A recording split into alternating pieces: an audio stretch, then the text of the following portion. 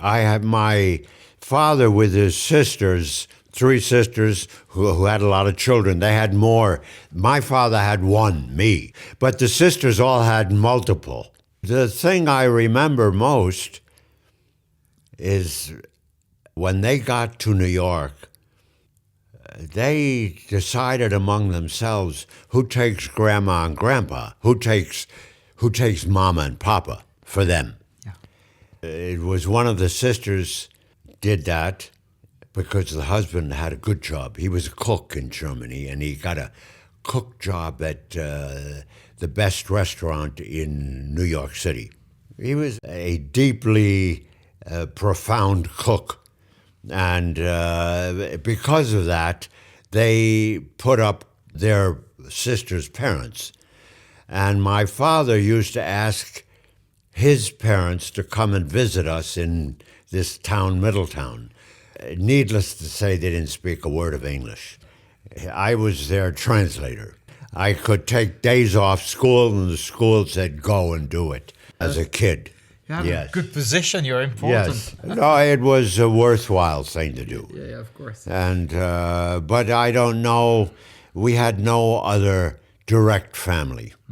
Were you close to the Jewish culture, religion? Did you go to the synagogue, or did you respect all the fests? Yes. Well, you know, I'll tell you what my father used to say. He was not very orthodox. As a matter of fact, I don't know what's the difference between orthodox and the opposite, but he wasn't. Liberal, maybe? Yes, it wasn't even liberal. My father understood he was Jewish, and he wanted me to understand that as well. I couldn't take my father's example and show up at religious services all the time. I was bar mitzvahed, and he said, you have to be bar mitzvahed because that's part of being Jewish. But if you don't want to be religious and follow the precepts of Judaism, that's totally up to you. But don't forget, Judaism in many respects is like a tribe. So you are a member of a tribe.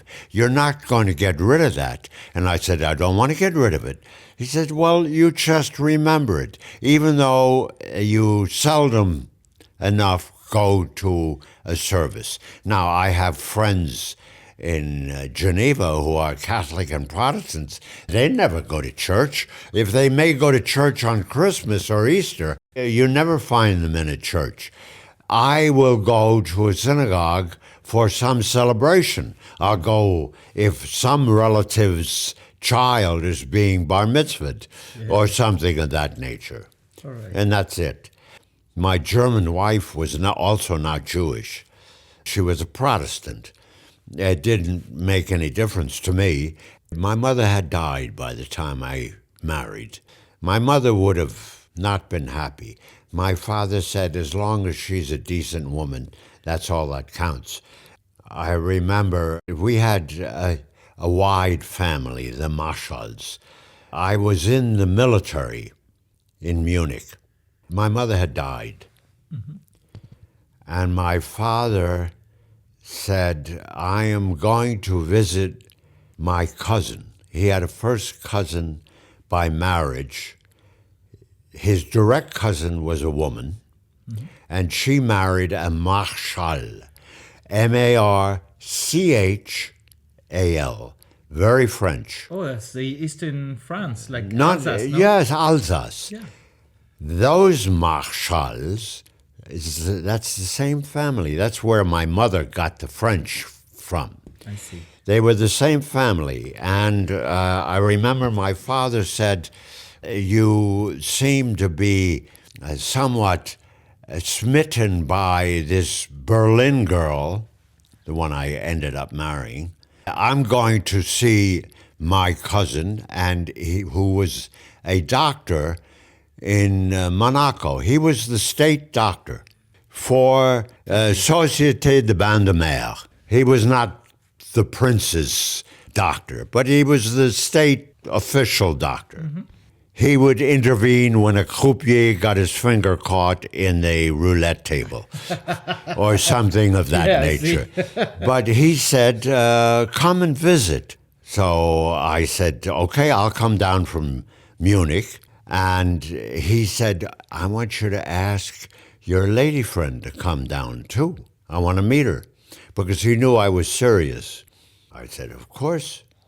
So she came to Monte Carlo, and after about 24 hours, he pulls me over to the side, and he said, he was single now, his wife had died.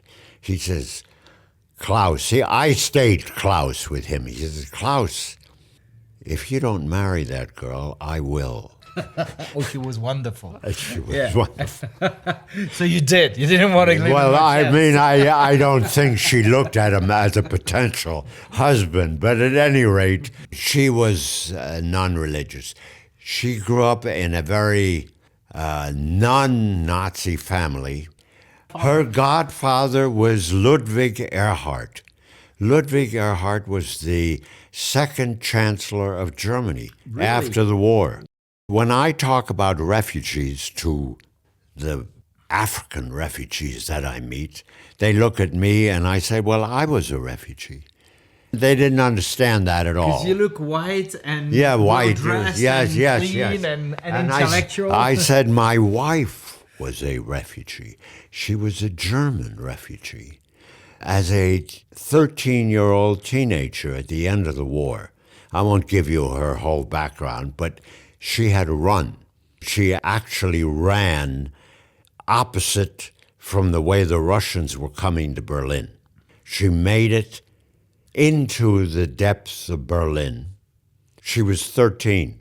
She talked her way to go to Hanover on a train that happened to be a medical train leaving Berlin at the end of the war with British soldiers going to Hanover, which was in the British zone. Mm-hmm. She talked her way onto the train. She got to Hanover. The reason she wanted to go to Hanover, she had no parents anymore. The parents were separated, and she was with her grandparents at the end of the war. They separated. She got to Berlin alone as a 13-year-old girl. Wow. She got to the train. She got to Hanover. Her brother, who was 16, he was in the ACAC. The Nazis took school kids to get into the ACAC. He was shot in the rear end by the Brits.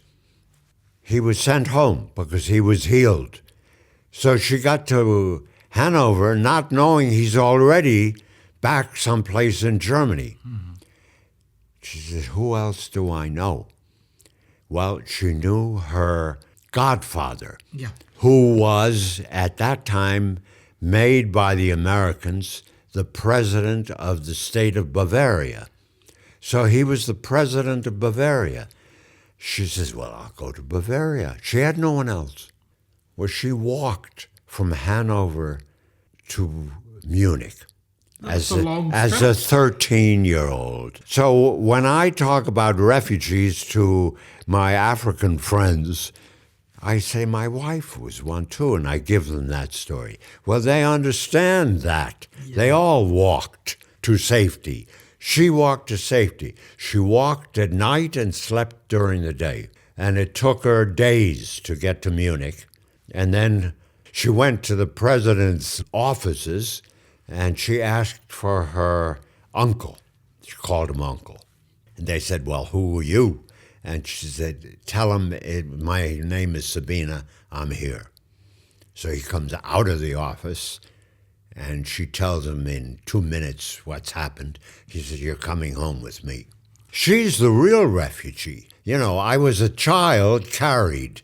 She was a 13-year-old afraid of being raped.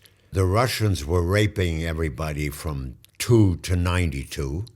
It was a dangerous moment for these females. They got the hell out of there. So she understood refugees too. And she was around, my wife, she died in 2002. I was already with UNHCR for 9 years. She was very pleased that I was with the Refugee Agency because she said, I know what is a refugee. Thank you, Claude, for everything you just said. It's very deep, and there's a lot of details about different aspects of your life, and that explains the whole thing. Genève Monde, at the crossroads of history.